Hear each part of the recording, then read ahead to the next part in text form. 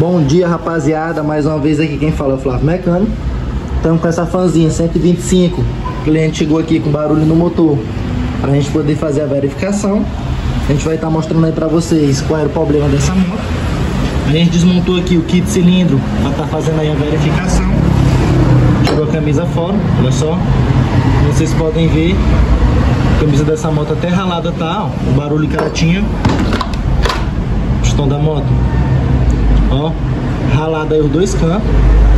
Tava trelando, fazendo com que a moto fizesse bastante barulho. A gente abriu para poder fazer essa verificação. E galera, a gente vai ter que substituir aí o kit cilindro, botar aí um kit cilindro novo, com outro pistão, outra junta. Vai ter que fazer esse motor, beleza? Ela tava fumaçando um pouquinho. Então é isso aí, galera. Você que tem uma fanzinha 2009 em diante, tá fazendo barulho no motor, tá fumaçando, geralmente o caso é esse, viu? Trocar o kit cilindro. Ó, muito ralado aí o pistão dessa moto, beleza?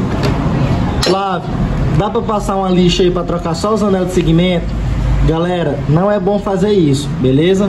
Não é bom também dar um passe para levar para retífica. A melhor coisa a se fazer é você trocar aí o kit cilindro completo. O kit cilindro vem aí, ó, a camisa e o pistão completo.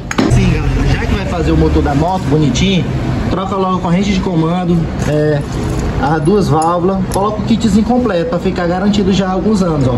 Coloca as duas válvulas, kitzinho de junta novo, corrente de comando aí pelo tempo de uso da moto. E o kit cilindro, beleza? Você vai montar aí, você vai ficar com sua moto boa. É claro que na desmontagem é bom sempre conferir aí a folga da biela, beleza? Pra não tá montando aí com a biela ruim da moto. Você fazendo isso, você vai colocar no lugar bonitinho e vai rodar aí mais 3 anos, trocando o óleo direitinho por 1000 km. E é só vitória. A gente vai fazer o processo aí de montagem da moto.